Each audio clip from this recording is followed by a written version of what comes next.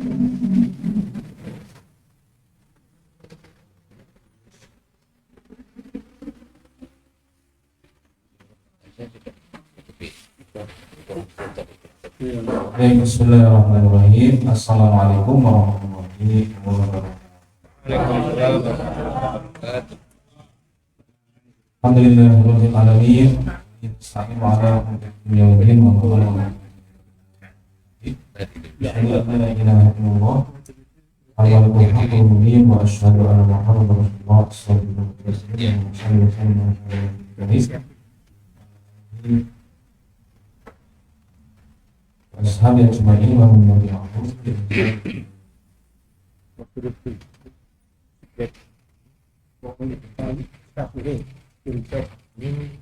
Baik, teman sekalian, mohon maaf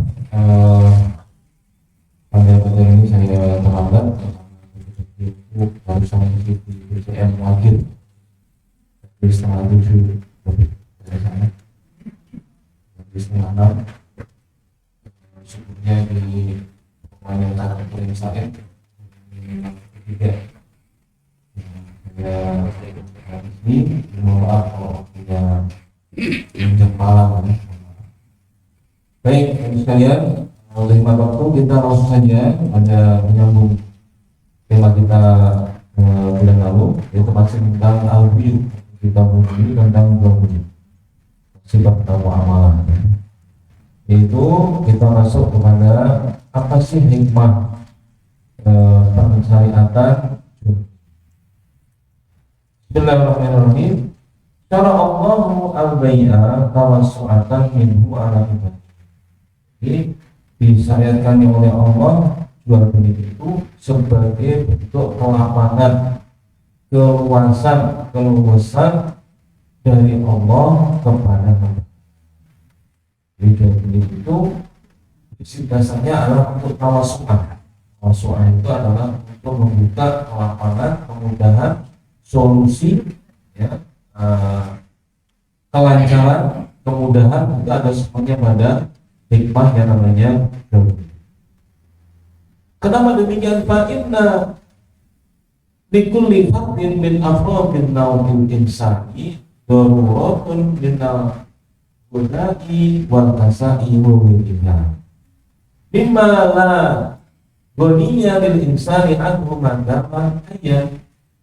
Karena apa? Tabiatnya setiap pribadi, setiap manusia itu yang mempunyai karakter, kebutuhan yang macam-macam, yang berbeda-beda, menjadikan apa? Misalnya berbeda dari apa? Dari segi makanan, pakaian, dan yang lainnya.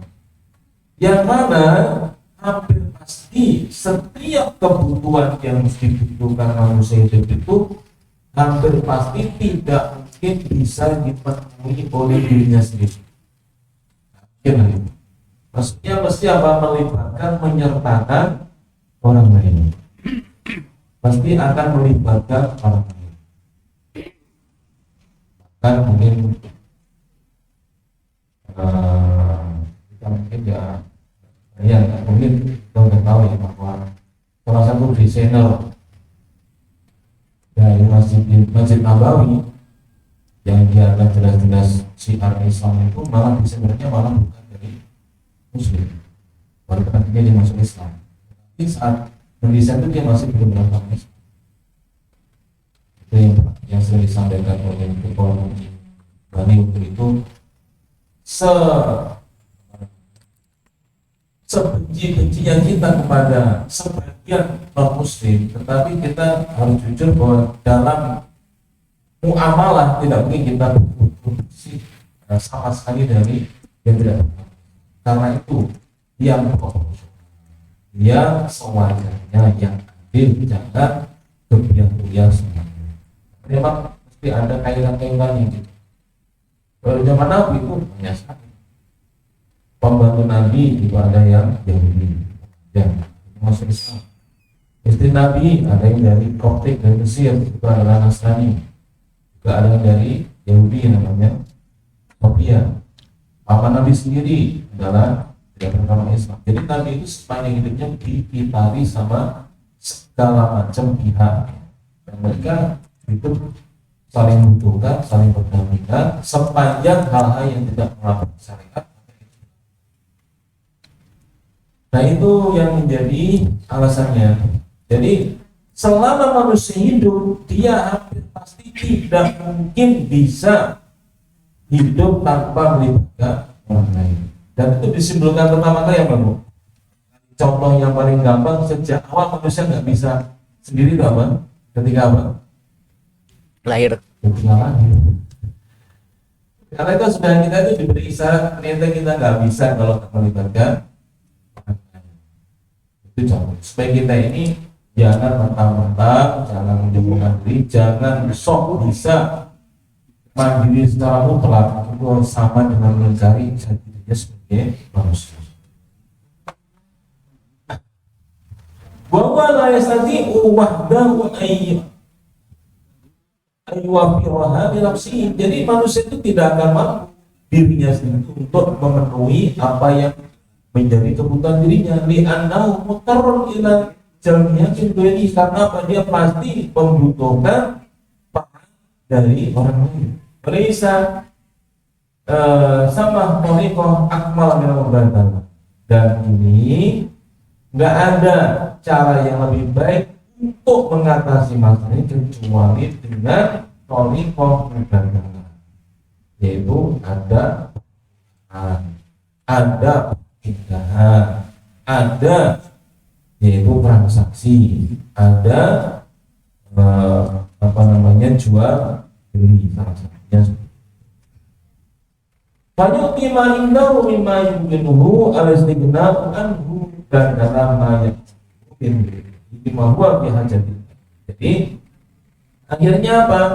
Akhirnya orang itu akan menyerahkan sesuatu yang mungkin dibutuhkan oleh orang lain, menerima apa yang menjadi kebutuhannya, sehingga proses gantian atau perpindahan itu terjadi. Itulah hikmah muamalah yang membuat manusia itu semakin luas aspek muamalahnya, pastinya dia akan semakin merasakan hidup ini harus dibangun atas prinsip saling membutuhkan, saling tergantung, yang interdependensi. Jadi manusia itu harus hidup merasakan saling membutuhkan, saling bergantung, tidak bisa kita mentang-mentang. Kapan manusia itu merasa dirinya paling dibutuhkan, yang hanya membutuhkan kok, dunia dibutuhkan, itu sudah mulai menyimpang dari kodrat manusianya. Atau kalaupun dia bisa jalan begitu, dia bukanlah orang yang baik. Karena apapun tingginya makom dunianya, kekayaannya misalnya, kalau dia itu mengerti hakikat kekayaan dan dunia, dia pasti akan membangun rasa saling membutuhkan. Dia sekaya apapun, secukup apapun, dia pasti akan merasakan, akan terus membangun rasa yang dia saling.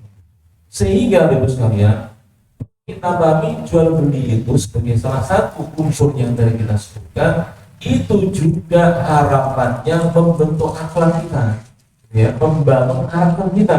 Itu apa? Karakter saling membutuhkan, karakter tidak merasa serba bisa memenuhi kebutuhan dirinya.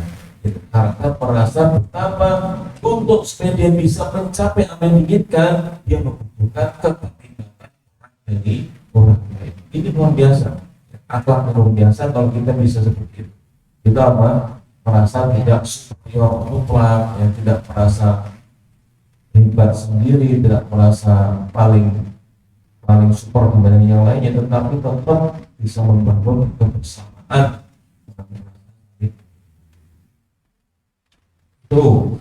Nah, apa konsekuensinya? Konsekuensi dari jual beli itu, inna matamma akdul baik. Bila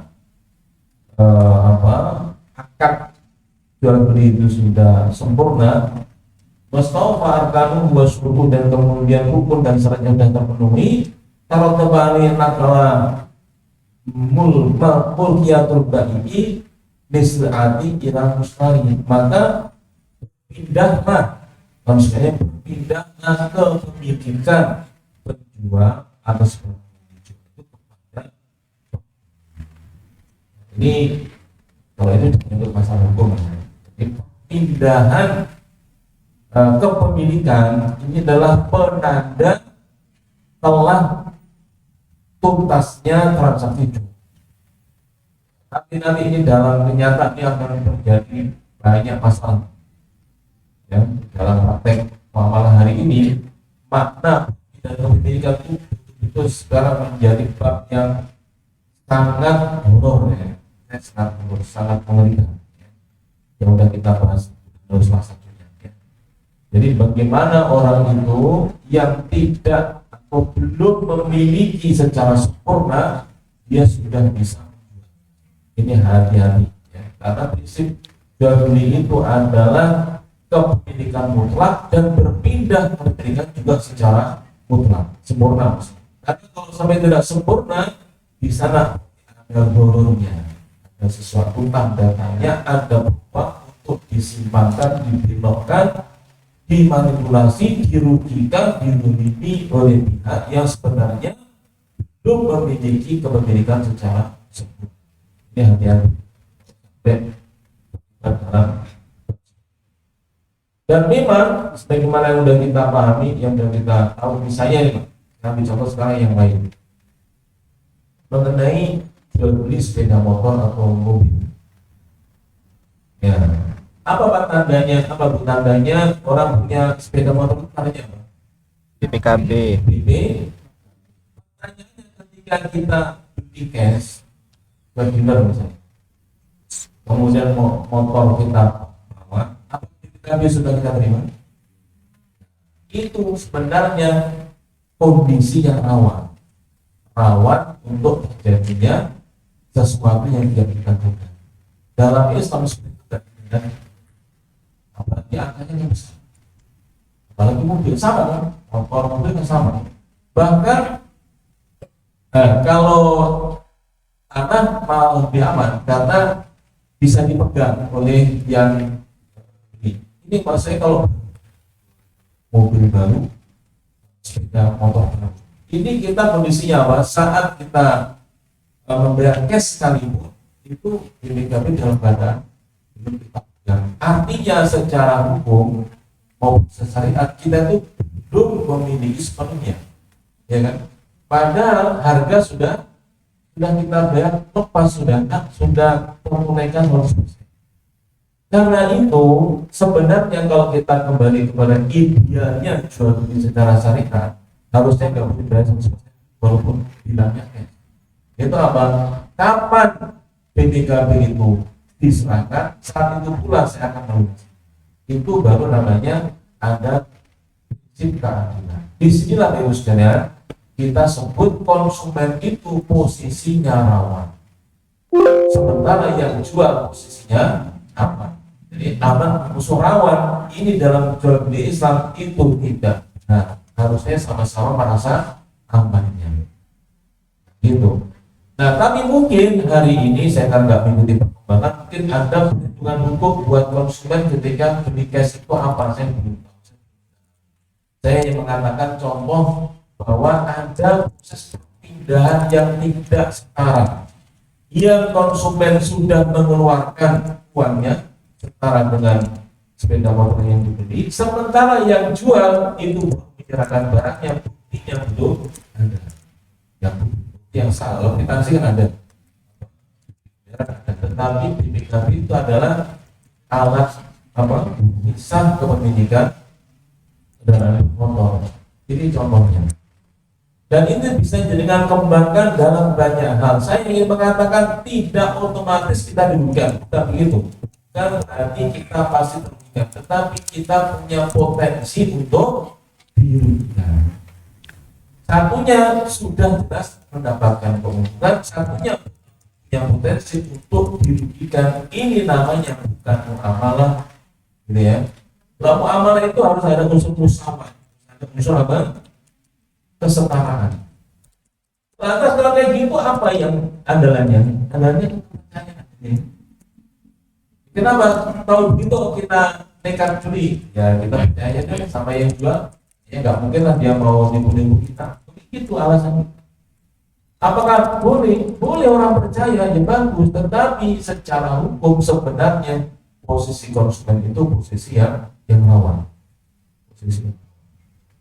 Contoh, misalnya kalau ada force majeure, dan perusahaannya tiba-tiba dirugikan satu jam setelah transaksi itu, tiba-tiba, maaf, misalnya bilutnya atau dia terkena masalah hukum yang besar sehingga bangkrut total, kemudian karyawan sehingga tidak ada yang ngurus BPKB-nya ke kepolisian misalnya, akhirnya berarti apa? Nggak jelas ujung tangan, itu contohnya. Nah, sementara uang sudah jelas-jelas lepas dari kita, apa yang terjadi nanti? Terjadinya apa? BPKB tidak memiliki, sementara uang sudah dilepas. Ini contohnya, contoh bagaimana. Dan kenapa? Karena Islam itu betul berharap transaksi itu betul-betul memperlakukan si penjual pembeli kesetaraan. Kira-kira seperti mana Pak? Ini dengan punya ide gimana cara melindungi konsumen ketika uang sudah dikeluarkan tetapi bukti kepemilikan belum dipegang. Itu solusi hukumnya apa? Saya belum tapi harusnya ada, karena emang. Nah, tentu kadarnya akan berkurang kalau apa? Beli bekas, ya, yang sudah ada di PKB-nya, walaupun namanya masih bukan kita, tapi kalau kita pegang ada tanda dijual beli, ya berarti itu sudah jauh lebih baik daripada kita tidak pegang di pemilikan yang sama sekali. Baik, ini kita ambil contohnya seperti itu. Nah, wahala nikuli minhuma tasruf bi imanin taqala milkuhu ilaihi bi kulli naw'in min anwa tasruf bi nisabni bitasri al-masrubi. Maka sebagai konsekuensinya, ya, maka sudah boleh kedua pihak itu memberdayakan atau menggunakan apa yang dia dapatkannya itu, baik kalau yang jual berarti uangnya, yang beli berarti barangnya, itu menjadi hak secara mutlak untuk menggunakan, memanfaatkannya, ya, memberdayakannya itu sudah diberikan secara ini konsekuensinya. Sampai sini habiskan. Sebenarnya kita ini masih menyampaikannya. Kita ini di Indonesia kan sudah boleh, ekonomi syariah itu sudah halal, didukung, bahkan syariah yang hanya itu tidak jadi BSI dan ditokohkan langsung, itu artinya secara legal formal Indonesia itu sudah bisa menerima sepenuhnya konsep ekonomi syariah. Tetapi belum dimutlakkan, istilahnya apa? Namanya kayak diuji coba lebih tangguh mana sistemnya itu antara syariat dengan konvensional. Sekarang ini setahu saya ceruknya syariah itu asetnya belum sampai asetnya dari yang konvensional, jadi masih jauh sekali. Jadi tantangannya masih sangat panjang, ya, bagaimana membuktikan bahwa sistem syariah itu lebih tangguh, lebih menguntungkan, lebih bagus, ya, lebih adil, lebih menerapkan daripada sistem. Ini adalah tantangan dari para pelaku syariah. Nah, tetapi ternyata dalam bab akad yang sederhana seperti tadi kita sebutkan ini juga belum bikin aman, bikin kepada pihak-pihak yang bertransaksi. Ini masih merupakan pihak. Setahu saya masih menjadi pihak. Baik. Yang terakhir yang saya sampaikan adalah rukunnya. Apa rukun dari jual beli itu? Arkan Wayan akidu bil ijabi wal qabuli. Yang jual beli itu dinyatakan sah kalau ada ijab qabul, yaitu menyerahkan dan menerima. Yustasna min dzalika asy-syai' al-akhir. Tetapi ini akan dikecualikan dari ijab qabul itu kalau barangnya itu akhir, itu barangnya Raten, ya. Cara kan contohnya apa? Misalnya beli pupuk satu, harganya berapa satu? 500, 802, beli. Ya ijab kabul itu ya nggak perlu saya beli pupuk dua hanya 500, ini uangnya kan yang 500 ijab, oh iya saya terima uangnya 500 untuk beli pupuk dua. Ini kalau caranya itu gantung karena melayani yang remeh-temeh begitu, supaya ijab kabul gitu harus mana setelah terimanya nggak ada. Jadi untuk sayun hakirun, untuk sesuatu yang remeh-temeh, maksud rendah, nggak mesti yang kecil-kecil itu tidak dipersyaratkan ijab dan mobil. Jadi kan beli mobil, beli rumah, beli tanah yang nilainya sampai ratusan juta itu wajib namanya.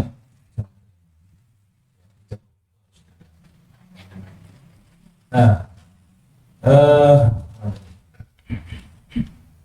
barang yang seperti ijab wa qabulun. Jadi kalau yang remeh-temeh nggak ada persyaratan dan ijab. Wa inna ma yaqdihi yang dibutuhkan, yang penting itu sudah ada proses penyerahan atas dasar suka sama. Wa yurja dari ilal, dan ini dikembalikan kepada adat kebiasaan saja. Ya, kadang-kadang adatnya itu malah nggak ngomong sama sekali, cuma taruh uang 500 tunjuk barang itu mulai sakit gigi ya, jadi uang dikasihkan dia apa diganya diambilkan terus pulang. Itu sudah ngerti kalau apa maksudnya, uangnya itu udah beli itu kemudian diserahkan sama-sama sakit gigi yang menyebut itu ya, jadi sama-sama yang orang menengah uang dikasih Karyawan dikasih orang menengah. Nah, kalau emang itu sudah secara secara biasa diterima, ya nggak bisa. Bamajar rapi ada nasi boleh, yang sadarkan kepada kebiasaan umumnya waktu itu. Itulah yang dimaksud dengan al-adah. Kebiasaan itu bisa menjadi hukum dalam arti untuk patut tidaknya, betul tidaknya sesuatu itu dilakukan. Jadi di satu tempat adanya seperti itu, makanya adanya berbeda, apa yang disebut dengan janji untuk sesuatu yang remeh-temeh. Boleh seperti ijabi mengkumpuli al-fadl ma'ayyanatun di anak ibrata filukudi di maqasidi wal ma'ani. Kemudian redaksi ijab kabul itu tidak ditetapkan, redaksinya harus bagaimana, saya terangkan itu terserah. Yang penting substansinya, hakikatnya apa, itu ada penyebutan sesuatu yang menyebutkan bahwa dia itu menyerahkan sesuatu sebagai barang yang siap disiapkan untuk yang disepakati, atau mungkin terserah apakah jadi apakah yang barang atau barang dengan uang. Itu redaksinya tidak ditetapkan di syariat, silahkan disesuaikan dengan kondisi. Nah, bila di wal mabani wal ibroh binadina birrido bilmudah. Yang penting apa? Kedua-duanya itu saling ridho dan betul-betul ada kesetaraan timbal balik ya antara penjual dengan pembeli. Nah, wadalatu ala ahdi bil i'ta'i aw ayyi qinatin dan dalatun ala ridho an makna at-tamalluk wa tamlik taqul bani bitu aw uqitu aw malaktu aw bualaka aw hadza at-tamalluk. Contohnya ya kita ini contoh aja, tidak harus begini. Yang aku telah menjual, aku telah menyerahkan, aku telah memberikan kepemilikan, ini milikmu, bayarkan harganya. Misalnya aku telah membeli, aku telah mengambil, aku telah menerima, telah rela, aku ambilkan uangnya. Contoh-contoh ijab kabul dari yang sederhana. Ini syaratnya. Tapi memang yang paling bagus untuk sesuatu yang bernilai itu memang harus jelas ijab kabul. Kalau kita merasa ada yang bersembunyi atau ada yang dikhawatirkan timbul penafsiran yang berbeda, maka yang sering kami apa Pak? Yang saya tahu misalnya tentang tanah, beli tanah itu masih di beberapa tempat itu beda-beda. Contohnya apa? Beli tanah bagi sebagian wilayah artinya ya pohon tanaman di atasnya ya termasuk. Ada yang memahami seperti itu. Ada yang ternyata nggak begitu. Setelah dibeli tanpa ngomong apa-apa, tiba-tiba yang jual itu masih tebangi pohonnya atau memetik buahnya, alasannya bukan saya jual tanahnya, bukan pohon di atasnya. Ini bagaimana? Ya kalau di tempat kami itu udah otomatis, nah di sini enggak. Misalnya begitu. Nah, ini apa namanya? Ya sama dengan maklar. Saya pernah mengalami di maklar. Maklar itu kalau di tempat saya yang pertama itu dia satu pihak. Misalnya gini, kita mau beli, terus ada orang yang maklarnya itu, yang misalnya mau beli tanah, kemudian terus saya mau beli tanah pada sekian. Oh iya Mbak, saya punya penjual, saya bukan ya. Nah itu kalau di tempat itu biasanya yang kasih itu hanya yang jual. Kita nggak apa namanya, nggak minta inti itu. Tapi di tempat saya lagi minta dua-duanya. Sama-sama saya itu beli, tentunya Bapak mana punya aku. Kan itu kewajibannya menjual. Nah, ini dua-duanya harus kasih dia. Nah ini kalau kita nggak dari awal ngomong, karena biasanya beda-beda gitu. Kalau ditanya apakah boleh menerapkan videonya, nggak ada yang melarang. Yang penting harus tahu dari awal harusnya. Gitu. Menjalankan begitu. Artinya misalnya apa? Ini kalau nggak mau gitu ya saya nggak akan tunjukkan barang-barangnya, gitu misalnya.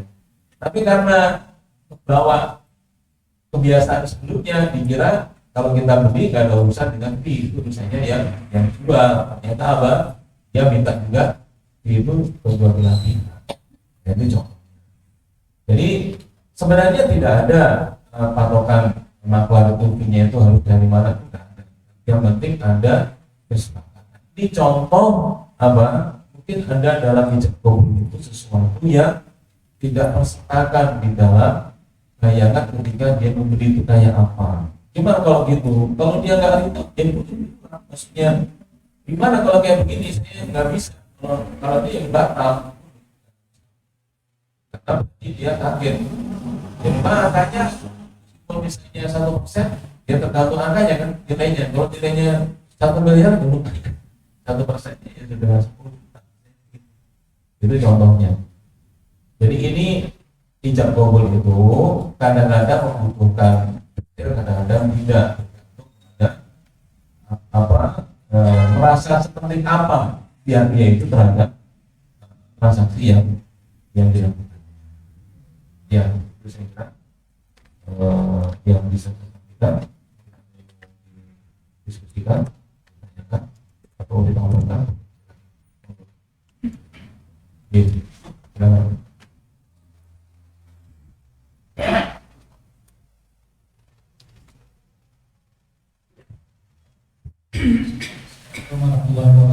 Waalaikumsalam. Pertama saya ingin tanyakan tadi apakah rukun jual belinya hanya satu itu tadi aja akad itu. Terus yang kedua, apakah dalam melaksanakan jual beli itu ada persyaratan harus balik atau sudah begitu? Terima kasih. Assalamualaikum warahmatullahi wabarakatuh. Waalaikumsalam warahmatullahi wabarakatuh. Ya, saya jawab dari yang kedua dulu. Ini yang akan kita bahas syarat-syarat itu syarat ya, itu termasuk syarat. Itu belum kita bahas. Nah kalau yang rukun ya cuma dua saja, yaitu adanya ijab kabul dan an-nawal itu harus sampai ke ridho di antara keduanya, ridho dan adanya ijab kabul untuk yang dipandang yang bersangkutan itu penting. Tapi kalau yang lain tadi enggak. Ya. Kalau untuk syarat akan kita bahas setelah sampai ikut. lanjut. Itu Assalamualaikum warahmatullahi wabarakatuh. Waalaikumsalam warahmatullahi wabarakatuh. Ini Ustaz, era digital ini itu disambung kegiatan yang ada juga bahasa jual beli melalui digital. Mohon penjelasan bagaimana mengatasi pertanyaan itu karena apa? Di dalam era digital semua sistem itu dijelaskan baik apa mungkin keuntungannya dan sebagainya. Kalau rugi juga sekian besar. Mohon dijelaskan bagaimana kaitan dengan masalah yang dipertanyakan. Ya. Baik, secara umum al aslu fil asyahi al mubah atau ibadah. Jadi prinsip segala sesuatu maksudnya selain ibadah makhluk itu boleh. Jadi hukum pertama itu boleh dulu. Jadi gimana jawab di online, prinsipnya apa? Boleh. Kecuali kalau melanggar. Tanya melanggar apanya nih? Silahkan disebutkan. Tetapi kalau ditanya prinsip awalnya apa? Segala bentuk transaksi jual beli itu halal. Wa halallahu bai'a wa harrama.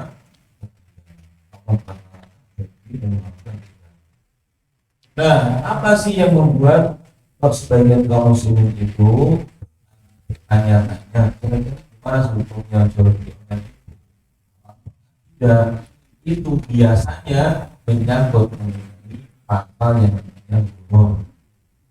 Ada ketidakjelasan mengenai produk yang begitu apa? Apakah fotonya yang dipasang itu betul seperti yang ada di benak kita ketika kita beli? Biasanya apa, sampai rumah, aduh banyak ini enggak sama dengan fotonya. Nah, karena itulah kemudian ini yang menjadi kekhawatiran ya, bahwa itu potensi dorornya itu besar. Tuh. Kalau dibalik, seandainya artinya ada sistem online yang membuat doror itu hilang, ya, gitu maksudnya. Jadi boleh nggak bolehnya itu tidak pernah, jangan bilang pokoknya semuanya online itu nggak boleh. Pokoknya itu syarat teman-teman berlaku, maksudnya itu boleh ada sebabnya, nggak boleh ada sebabnya, bukan nggak boleh mutlak nggak begitu. Meski ada sebab. Misalnya, karena kalau kita gali, apakah potensi doror itu, potensi gagal atau tertipu itu hanya ada pada jual beli online? Kan tidak. Kita juga tertipu untuk sesuatu yang offline kan? Maksudnya ketipu dalam arti nggak cocok antara yang omongkan dia sampaikan dengan keadaan barangnya. Baik itu maksudnya ukuran maupun kualitas. Ya, khususnya kualitas itu kan sering juga sesuai juga, walaupun offline tidak online, tidak digital maksudnya. Ini artinya apa? Masalah goror itu sebenarnya bukan masalah khusus online, ya, tapi masalah yang ada baik online maupun offline. Karena itu dia bukan sebab spesifik apa dilarangnya jual beli online, tetapi semua bentuk jual beli itu dilarang goror.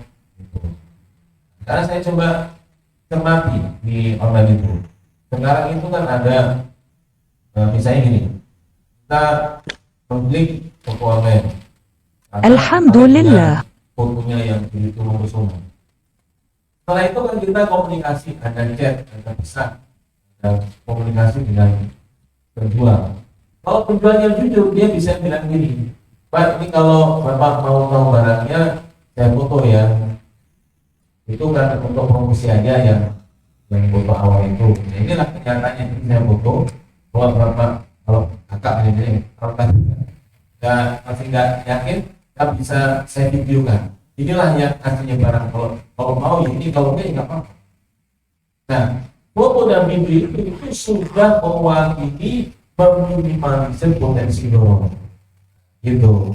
Dan itu saya kira sudah umum ya di dunia online sekarang udah mulai begitu. Sudah nggak mau lagi menjebak itu udah sedikit. Karena nanti kan pasti akan di blacklist sama pihak KPTC itu yang ini berarti tidak benar nih apa selalu ditangani dengan kartu atau itu ya. Kemudian yang kedua yang saya sampaikan itu permintaan yang nggak jelas antara barang sama uang itu kalau di online itu malah yaitu apa? Yaitu ketika kita itu mengklik pembayaran itu sebenarnya uang itu belum diterima oleh penjual, tetapi masih ditahan oleh pihak marketplace-nya.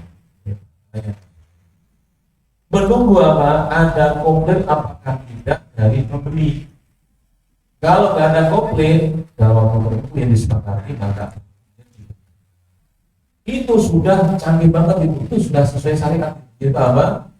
Tidak akan ada penyerahan uang secara pembeli belum puas, gitu, belum berjalan. Walaupun memang kadang-kadang kita sebagai pembeli itu ya kurang perhatian, misalnya apa? Kita mengkhawatirkan nggak barang yang mau kita beli ya sudah terpecah. Kalau mengkhawatirkan bisa khawatir pecah, kan sudah ada prosedurnya, yaitu apa?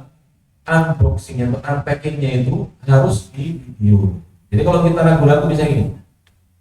Ini saya beritahu langsung saya aja lah. Saya beli apa namanya botol air 2 liter itu. Saya bisa 2 liter per hari itu kan botol plastik rawan pecah. Nah, dari Jakarta, jadi kalau putih-putih itu kan rawan pecah. Harusnya saya itu apa? Karena ini rawan pecah, dipegang-pegang kayaknya janjian sudah rembak gitu. Harusnya ketika terima, kemudian mau dibuka, terus di video full video. Dan nanti ketika dibuka, ketahuan pecah, itu pasti diganti oleh yang bersangkutan. Karena yang namanya apa mungkin ingin segera tahu, nggak di dokumentasi apapun, tahu-tahu langsung kita buka, ya Allah. Kalau pecahnya gitu, kan sudah ada ini ya, apa namanya prosedurnya. Kalau mau komplain dari awal sudah di video dokumentasikan ketika mau membuka video dan karena nggak saya lakukan, ya saya harus terima bahwa itu kesalahan saya. Itu apa? Ya udah saya nggak bisa komplain. Maksudnya resiko ada pada saya karena saya tidak memenuhi prosedur komplainnya. Itu dia tidak salah. Maksudnya dia tuh apa namanya senang kalau konsumennya menerima pecahan, nggak mungkin dia kan juga nggak mau kan mengecewakan konsumen juga nggak mau. Nah berarti apa? Ini murni di luar masalah dari penjual, tapi pada ekspedisi juga mungkin bagaimana kita juga nggak tahu kan, makanya kemudian dengan cara jadi ini sudah sangat bagus, prinsip ini sudah sangat bagus dan saya lihat terus dikembangkan kok di oleh itu supaya semakin meminimalisir yang namanya horor, keraguan, kekhawatiran itu semakin ditekan. Ya secara umum ya, saya bilang secara umum ya, secara umum jual beli kita itu malah aman secara umum ya. Dan semakin aman, hari ini semakin sempurna ya. Ya. Lanjut. ya baik. Ya, Ibu-ibu di belakang. Ibu ada? Ibu tanya. Aja juga ibu aja. Ya. ada mic-nya ada di sana juga. Mic-nya ibu-ibu punya juga. Ada. Ibu ada? Ada mic.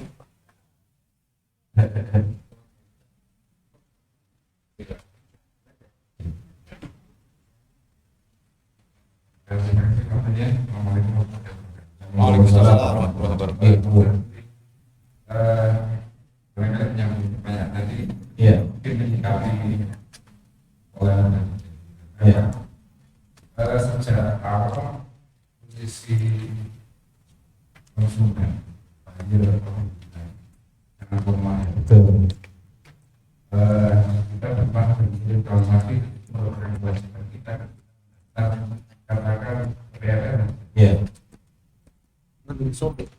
lembaga ini kan sudah ada Iya.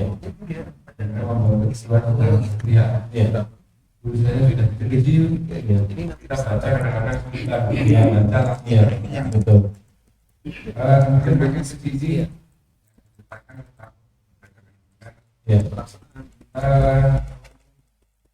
seharusnya kita mengambil sikap kenapa ada lembaga perlindungan konsumen Iya.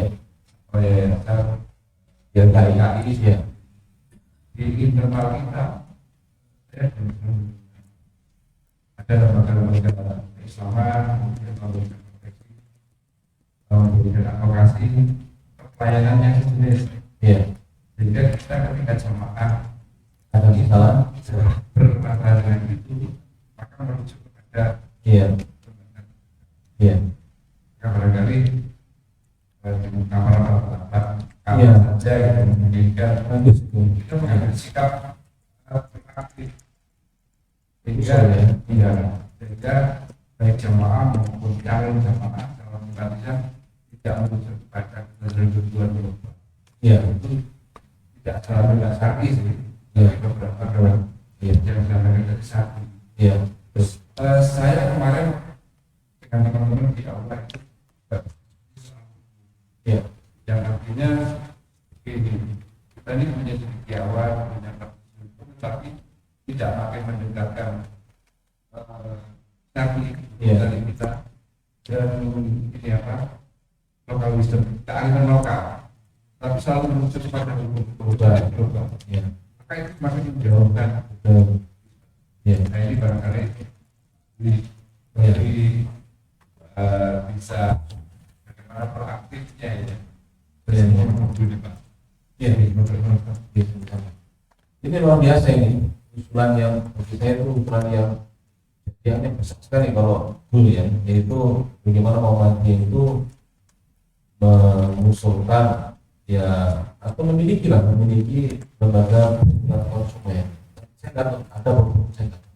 Tapi saya yakin pakarnya itu ada. Pakar kita kemudian internal itu saya yakin melimpah untuk menggagas inisiasi lembaga semacam YLKI versi Muhammadiyah. Saya yakin dan itu Masya Allah ya mungkin nanti bisa usulkan. Ini saya mohon doanya ya, saya maunya tanggal 19 saya mau datang selaku pembira, saya quest saya dari Malang yang 300 km saya maunya bersepeda. Mungkin kalau nanti diperhatikan saya akan usulkan itu. Saya ada harapan apa?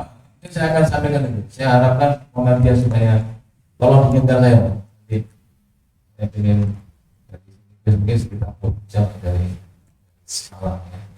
Saya ngomongnya lewat tujuan kami lanjut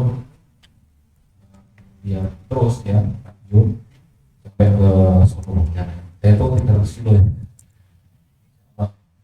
Ini Sendirian sendirian. mengawal Ya kalau saya biasa sendiri Pak, tapi kalau ada yang ngawal ya bilang kan. Kawannya saya gini, bukan sepeda, maksudnya kan ada teman rider ya, teman rider ya, sepeda motoran, itu ada janjian. Tapi kalau nggak ada, saya maunya tetap jalan ya. Siapa tahu nanti kan suaranya kan. ada mission yang dibawa ke Nah itu makanya ini kan saya kan juga saya mikir gitu apa ya nanti saya kalau sampai diperhatikan di sana kira-kira saya ngomong apa gitu. Nah itu kan ini tolong diingatkan. Saya sangat berkepentingan juga, maksudnya saya sangat pengen juga kita seperti itu. Jadi menempatkan pihak yang selama ini selalu dipercundapat ya, tapi gimana dalam posisi yang lemah itu bagian kita di perbankan ya di kita hampir selalu kita posisinya itu namanya konsumen pada itu ya habis lama itu secara gitu. Gimana melindunginya gitu pangkat kita wah banyak banget cuman kalau nggak disentil dari bawah mungkin dianggap nggak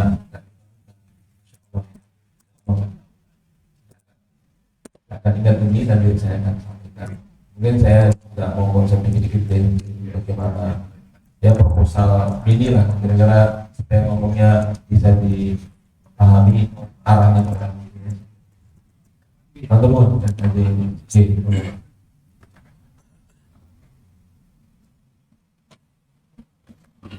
Terima kasih. Sebentar ini melanjutkan yang barusan. Jangan lupa. Ide ini sebenarnya juga sudah cukup lama gitu. Jadi Oh gitu. menyempurnakan apa yang disampaikan Pak. Iya. Jadi potensi warga Muhammadiyah itu apalagi se Indonesia. Iya. Kenapa tidak? Why not kalau misalnya kita punya marketplace sendiri? Iya. Itu harusnya kan bisa dimulai. Iya. Artinya mulai dari kecil. Saya yakin Tokopedia dan semacamnya juga mulai dari kecil. Iya. Nah, sementara militansi girohnya perserikatan dengan JSM-nya Jaringan Saudagar Muhammadiyah itu sebenarnya sudah luar biasa. Iya. Hanya kemudian bentuknya apa yang konkret? Iya. Nah, harusnya kita punya marketplace sendiri. Iya. Kita kelola warga itu. Masalah kemudian ada yang dari umum mau ikut masuk, tidak ada masalah. Terima kasih. Iya. Jadi tambahannya. Jadi ada lembaga pengawasan plus marketplace. Mantap itu. Masya Allah. Masya Allah. Gitu. Assalamualaikum warahmatullahi wabarakatuh. Waalaikumsalam. Ustaz mohon yang terkait dengan yang rumah tadi ya. Ya. Kasusnya adalah jual beli, tapi bukti kepemilikannya belum ada. Ya. Nah, surat tanah BKP. Ya. Nah, pertanyaan adalah apakah akan seperti itu jadi batal atau catat atau bagaimana dan bagaimana cara memperbaiki yang transaksi ini setelah itu tidak salah. Ya. Yang kedua itu saya tuh punya kawan yang sudah Jumat itu pembuatan jalan ya. Jadi makan sesukanya, bayar sesukanya, kira begitu. Nah, apa seperti ini transaksinya bolong? Ini kan karena itu kayak transparan begitu dan makanya boleh apa saja dan berapa saja dan bayarnya juga boleh berapa saja dan bahkan tidak bayar dengan benar gitu. Pertanyaan adalah transaksi ini diberikan secara syariat. Terima kasih. Assalamualaikum warahmatullahi wabarakatuh. Waalaikumsalam. Saya mulai yang kedua. Yang kedua hukumnya apa? Boleh naik. Boleh naik. Bagus kalau ditiru di banyak tempat ya. Ya saja malah saya pikir itu kira-kira gimana perasaannya warung-warung sebelah-sebelahnya. Kalau kita bikin warung isinya makan sepuasnya, bayar seikhlasnya. Itu bahkan kesehatan dalam arti apa ya, keseimbangan di sekitarnya. Misalnya gini, mungkin ada baiknya dia kerjasama dengan warung-warung. Kalau ini sebenarnya dia hanya solusinya dia hanya mengelola, bukan dia yang mengadakan apa namanya masakannya. Misalnya apa, bersama sama warung kanan kirinya berapa harganya ya dia bayar, itu diserahkan di ruang sodakoh itu, dan silakan apa ya kelas saja, mau lebih alhamdulillah, nggak lebih nggak apa-apa, bahkan penyelenggaraan pertukaran bayar juga apa yang untuk bersodakoh kan gitu. Jadi itu tidak ada unsur buruknya sama sekali, karena yang diingatkan begitu dari awal. Nah yang pertama, inilah yang saya juga masih buat tanda tanya. Kayaknya saya ingin diskusi dengan teman-teman di advokasi apa di kita di hukum ini gitu loh. Kan di siapa di sini saya nggak tahu, pokoknya siapa. Iya. Itu perlu kan? Emang ini Sebenarnya Pak Najih, tapi Pak Najih kan ditarik ke ombudsman. Pak Najih sebenarnya, tapi sekretarisnya Pak Lutfi. ya itu maksud saya, ini kan mendesak ya. Karena ini masalah yang hampir setiap kita mengalami hal seperti itu. Ini kan kita harus menguasai hukum positif. Saya nggak mendalam misalnya. Tapi saya kan ada kok, harus ada solusinya. Kalau enggak ya kita harus gerakan nasional, karena ini bahaya karena membiarkan konsumen dalam kondisi awan. Ini kan misi Islam kan menghilangkan yang gitu-gitu. Kok malah ini dibiarkan, kan bangga bener kan? Kalau ini kan muamalah menyangkut hajat hidup orang banyak, spesifik ibadah, maka ini urusannya muamalah yang akan kena pada banyak orang. Berarti ini harus jelas harus ada gitu. Jadi saya belum tahu, tapi saya yakin bisa dirancang untuk bisa seperti itu. Kalau yang saya alami misalnya, tapi itu nyicil dikit-dikit, saya juga nggak merasa sempurna. Misalnya apa? Cara mengamankan aset ketika bersama. Jadi tidak nikmat, tapi mungkin agak drama dikit ya. Contohnya begini, kami pernah di tanah itu patungan, nggak punya uang, kalau sendirian nggak mampu, hanya berubah. Dan caranya gimana supaya kami berubah itu saling percaya bahwa ini tidak akan dilarikan sertifikatnya itu dibuka, nanti dengan salah satunya nanti gimana kalau tiba-tiba di sekolah apa gitu kan? Caranya apa? Ada caranya, kita bangun notaris, titip notaris sertifikatnya, ditaruh ke notaris, dan selama masih tempat itu, maka tidak boleh ada yang bisa membawa keluar dari kantor notaris itu kecuali tempat itu menyetujui. Itu contohnya. Ini kan cara untuk mengamankan ada, tapi itu kan case ya, case by case, bukan regulasi gitu. Kalau kita bisa buat semacam usulan regulatif itu kan lebih bagus, bisa dipakai untuk semua orang. Tapi saya yakin mesti ada ini yang solusinya. Karena masuk Islam hanya memerintahkan tapi nggak ada jalan keluarnya. Saya yakin ada. Tapi dia butuh tujuan segala aspeknya ya, supaya kena semuanya gitu. Itu butuh kepakaran. Dan ini memang dokumennya Muhammadiyah kan begini sebenarnya. Yang misalnya nilai etis kita kan di situ. Tapi kalau nggak digosok ya nanti dikira ini nggak penting. Luar biasa ini punya. Harus dilanjutkan. Baik, sekarang demikian ya yang bisa saya sampaikan. Apa ada lagi? Cukup. Bagaimana Pak Mas Heri? Apa masih bisa lanjut apa? Monggo, kalau mau ada yang lagi. Oh, iya, silakan. Iya. Menyambung Pak Min. Iya, oke. Ini maaf kesempatan mudahnya sampai berjalan tahun. Iya. Jadi kita melihat bahwa sampai Iya. Iya. Iya. Betul.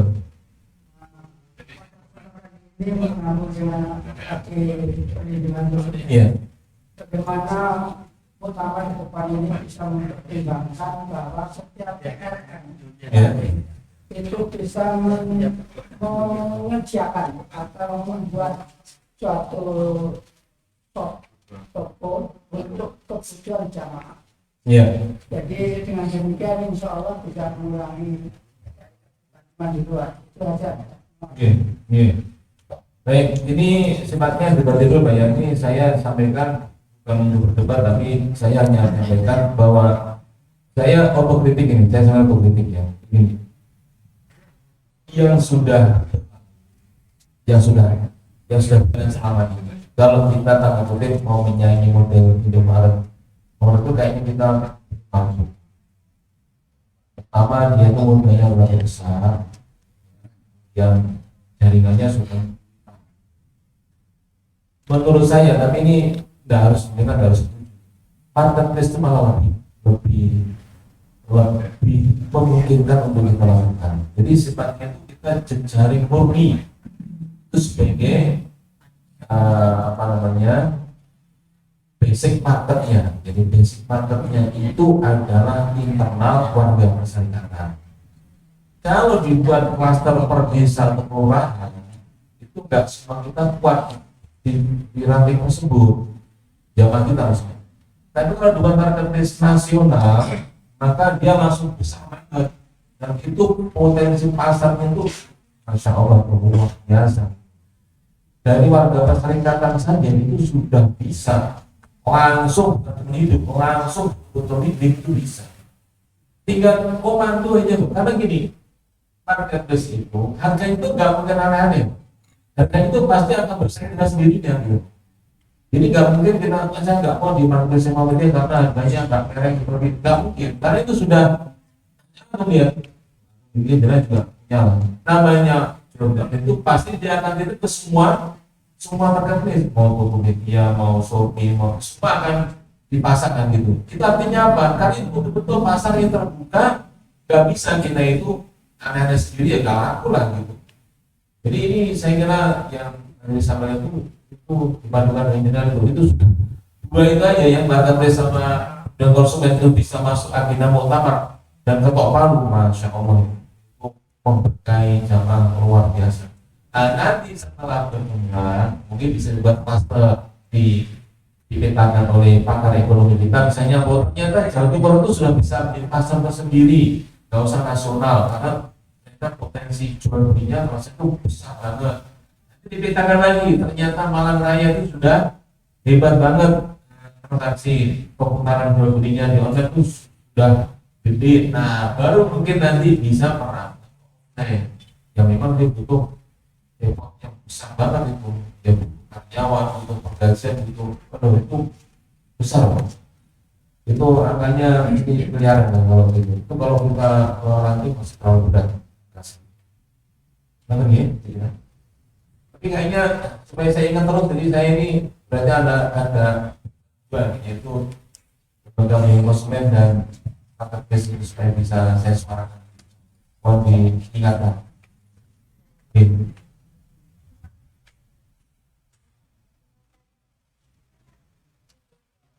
Baik, terima kasih Fadli. Dan itu belum selesai. Menarik. Yes.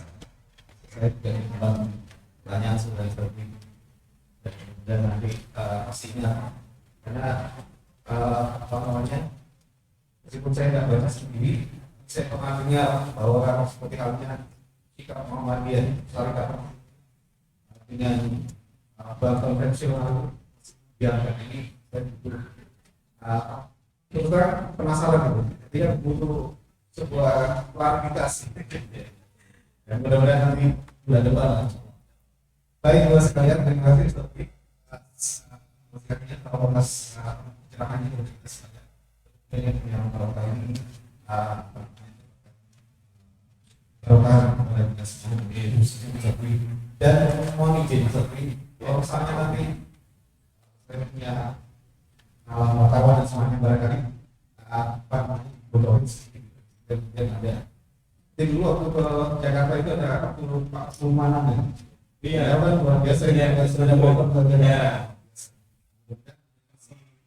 Yang luar biasa ini bukan saya bertokan ya apa. Baik, ibu sekalian, kita tutup dengan doa maghrib. Subhanallah bihamdika asyhadu an la ilaha illa anta astaghfiruka wa atubu ilaik. Dan kepada bapak-bapak guru ya, silakan untuk kesempatan untuk Terima kasih. Assalamualaikum warahmatullahi wabarakatuh. Waalaikumsalam warahmatullahi wabarakatuh.